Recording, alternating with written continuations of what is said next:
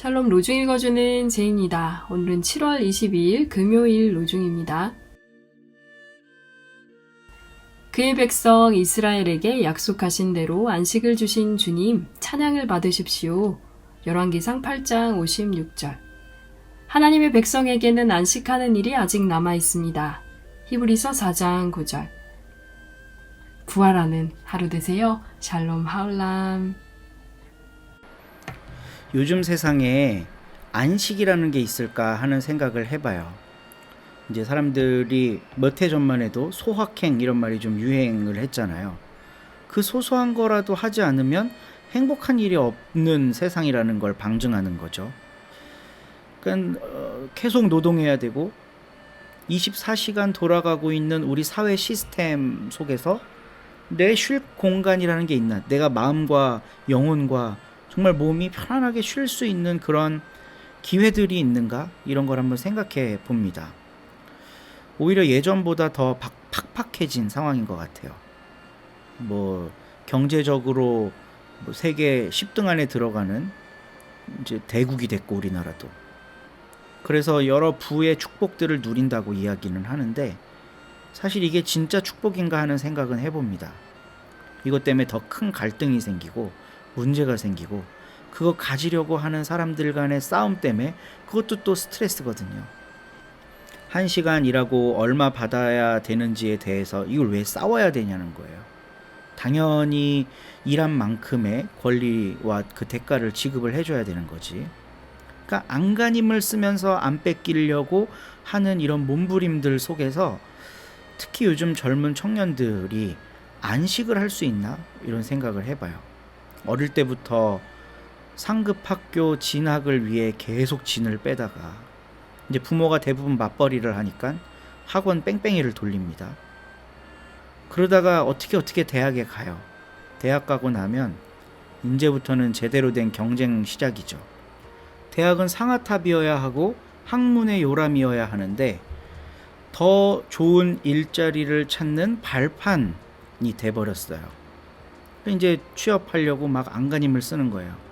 취업해서도 요새는 한 직장 평생 간다 이런 개념 없잖아요. 어떻게 하면 이직해서 좀 더 나은 삶을 살까? 이걸 조차 살아가느라고 안식할 틈이 없는 것 같습니다. 오늘 우리가 함께 읽은 그 로중 본문은요. 솔로몬이 이스라엘 백성들에게 축복하는 기도문이에요. 이스라엘 회중을 바라보며 축복해준 그 첫 마디를 오늘 우리가 함께 읽었습니다. 이스라엘 백성에게 약속하신 대로 안식을 주신 주님 찬양을 받으십시오. 와, 이런 안식 우리도 좀 누릴 수 있었으면 좋겠습니다. 구약 성경이 말하는 안식은 숨을 쉬게 하는 거예요. 그러니까 십계명에 뭐라고 써 있냐면 너는 안식일날 그날을 거룩하게 구별해서 너도 쉬고 너희 집 자식들도 다 쉬게 하고 사람이라는 사람은 모두 다 쉬게 해라. 종이든 나그네든 누구든 간에. 그리고 짐승까지도 쉬게 해라. 너희가 기르는 가축도 그날은 이래서는 안 된다. 그래야 그들이 숨을 돌릴 것이다. 이렇게 십계명에 써 있거든요. 근데 우리가 안식일을 기억하여 거룩히 지키라 이러면 그날 막 뼈가 빠지게 교회 와서 봉사하고 예배드리고 이렇게 이 오해를 하죠. 숨을 돌리는 게 그러니까 이 각박한 삶을 살던 이 삶을 멈추고 후 하고 한숨을 돌릴 수 있는 게 바로 안식인데요. 오늘 우리 사회에 이런 안식이 절실하게 필요한 것 같습니다. 솔로몬이 이스라엘을 축복했던 것처럼 오늘 우리가 서로를 축복합니다. 하나님, 우리에게, 우리 공동체에게, 내가 사랑하는 저 사람들에게 안식을 주십시오. 마음의 평안을 얻고 하나님으로 인해서 영적 안식을 경험하며 육체적으로 편안히 쉴 수 있는 그 숨 쉴 틈을 허락해 주십시오. 기도로 승리하는 오늘 하루 되시기를 주님의 이름으로 소망합니다.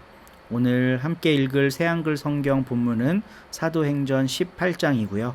유윤희 집사님이 낭독해 주십니다.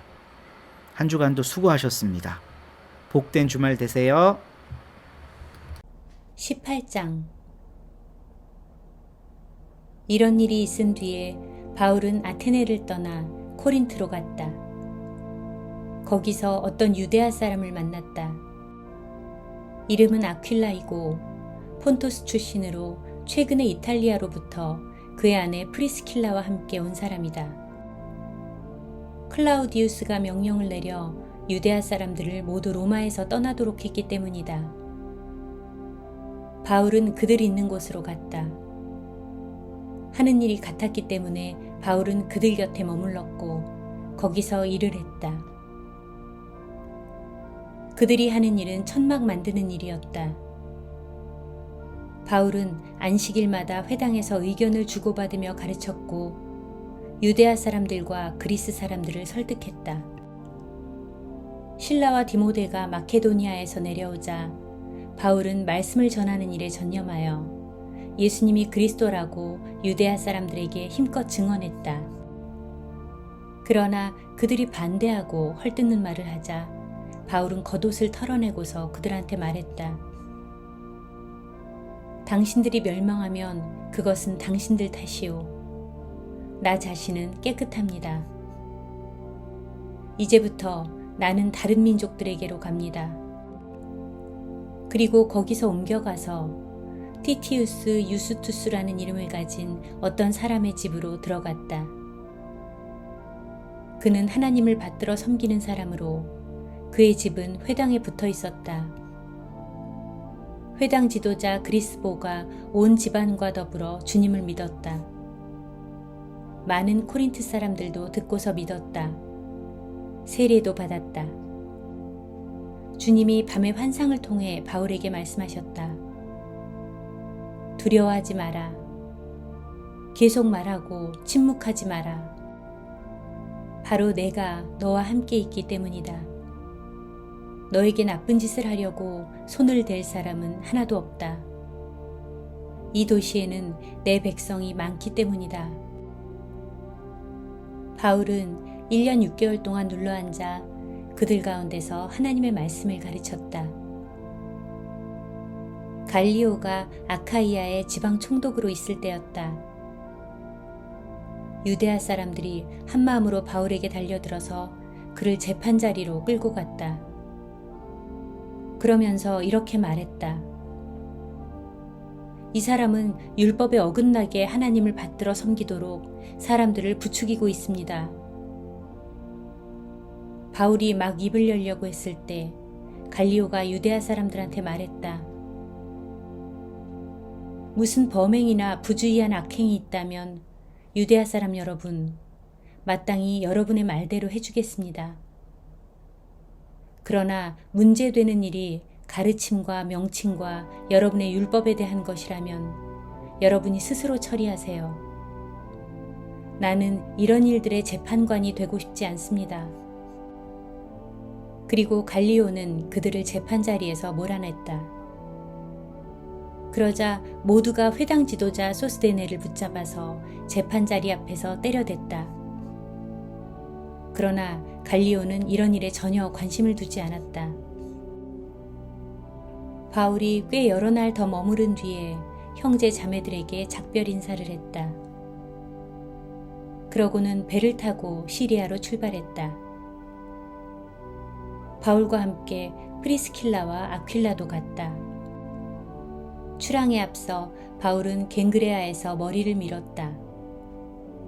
기도하며 굳게 약속한 것이 있었기 때문이었다. 바울 일행이 에페수스에 다다랐다. 바울은 프리스킬라와 아퀼라를 거기에 남겨두고 자신은 회당에 들어가서 유대아 사람들과 의견을 주고받으며 가르쳤다.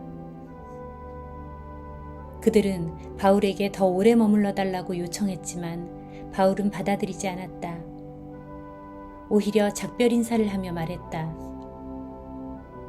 다시 여러분한테 돌아오겠습니다. 하나님이 바라시면요.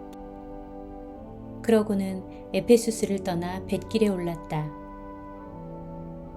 바울은 카이사레아로 내려갔다가 예루살렘으로 올라가서 교회에 인사를 드리고 안티오키아로 내려갔다.